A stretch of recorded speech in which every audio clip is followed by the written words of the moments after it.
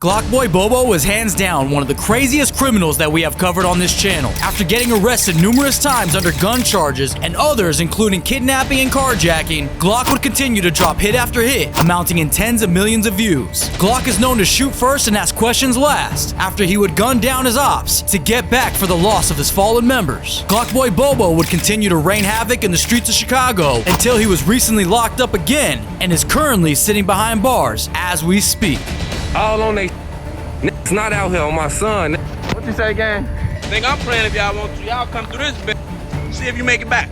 Hey, man, check on y'all people, big bro. Man, shut up. I'm in a hot car. All the coochie for sale. We got all the coochie for sale. Everything. Y'all got both the neck. Y'all got a 26-year-old Kentrell Brown is accused of pulling out a gun and forcing the victims back into their homes.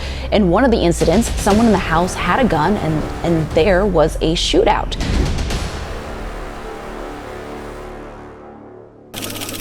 Glockboy Bobo grew up on the south side of Chicago near 49th and Woods. Oddly, his name was derived from two names combined, Glockboy being self-explanatory as a crash out in Chicago, but Bobo actually was given to him as a baby when he was bow-legged throughout his younger years. Glock remembered growing up in a struggling household, eating noodles and frequently having his utilities turned off. It was at this moment that Glock knew that he had to bring home some money, and the only way that he knew to make fast cash at 11 years old was to steal. Glock would start off stealing bikes around the neighborhood, but this would soon escalate to guns and cars. The first time that Glock would be locked up would be at 11 years old for a burglary, after his fingerprints would be found at the crime scene, which led police directly to his family's house. And if you think that's bad enough, Glock wouldn't actually claim to have jumped off the porch until he was 14 years old in 2012. Not to mention, it was also around this time that Glock would start claiming 147 Damonville, which is between 51st, 54th, and 57th, hence the name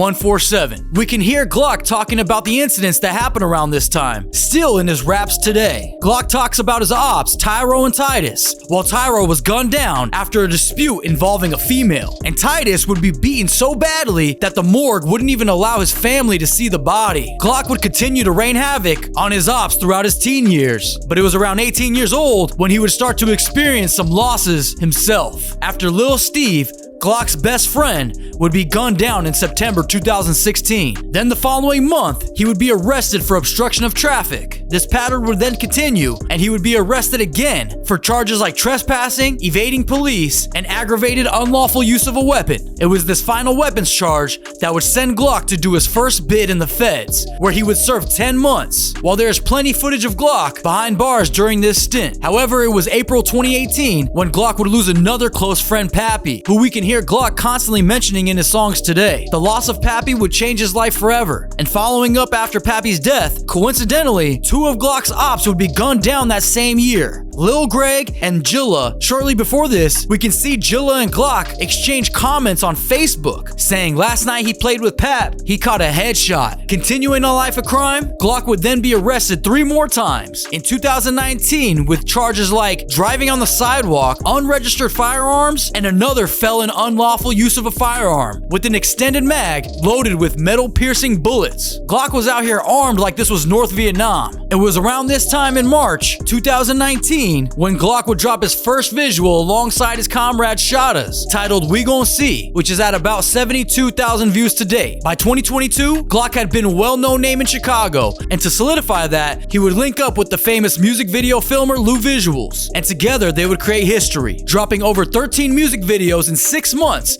amounting to over 12 million views collectively, including hits like No Diss and Come Get Your Stick Back, which has almost 7 million views alone. Glockboy is undeniably talented and would continue to keep his foot on the gas. However, Glock just couldn't manage to stay out of the street life, after his ops would be seen on his block flexing for IG, only to find out that later they were there at 4 a.m. in the morning, ensuring that nobody would be outside. Stop claiming this shit on scrap, nigga. Hey, what they claim, shorty? They claim they 147. What the fuck? These niggas make up shit. On my son, nigga. Fuck wrong with y'all? All on they shit. Niggas not out here on my son, nigga. Glock would address this directly shortly after. What you say, gang? First it was 4 a.m. Now it's 10 a.m. They asked up. Hey, I'm gonna get up early. Like, all right, we gonna come over there, folks. We gonna come at 8 o'clock in the morning. Set your alarm at 3, gang. All y'all set y'all alarm. I know they ain't gonna be out there. Alarm at 7, We know gang. they ain't gonna be out there. Set your on, lust in. They still sleep. They still sleep. For sure, that's what they did. Cause the birds still chirping in their video, but you hear that shit out in the background, gang. Like, come now, nigga. Now, Glock wasn't the only one out here walking down on his ops daily, but the infamous Murdoch would be by Glock's side, and he is rumored to have 10 bodies before he would be gunned down himself in July 2022. PGF would claim his death, while we would see shorties like Fully Chop trolling his death in interviews. Now, it's rumored that Glock had gone out and got his get back saying, quote, "I had to go lay 2 belts that same night." This story would ring through the streets of Chicago and would prompt local media journalist 16 Shot him to sit down with Glock for his first formal interview. In this interview, Glock breaks down all of his cases, spending birthdays behind bars and the federal arrest. I ain't gonna lie, like my worst moment was just being that bitch, you just thinking about everything that's going on out there, ready to get back. So was it like holidays and shit you spent in that too? Yeah. Was it like every holiday type shit or? I done been in that bitch more than like on certain holidays and shit. So how was your overall jail experience? Cause I think you went to the fairs and shit too, right? Yeah. Would you say that time was easier than the county time, or how was? For sure. Yeah. What was different about your case that made them send you to the feds? Shit, they, I guess my background, that's what they said, it was off my background and shit like that. They seen all gun cases and shit, so they picked that shit up. Starting off 2023, Glock would be on top of the world at this point and would take to IG to tell his ops, "Do not come to my block tripping." Motherfucker come through this bitch playing on folks' grave. They're not making it out of here. Think I'm playing? No, that. Think I'm playing if y'all want to. Y'all come through this bitch. See if you make it back. They ain't gonna make it back in the bar.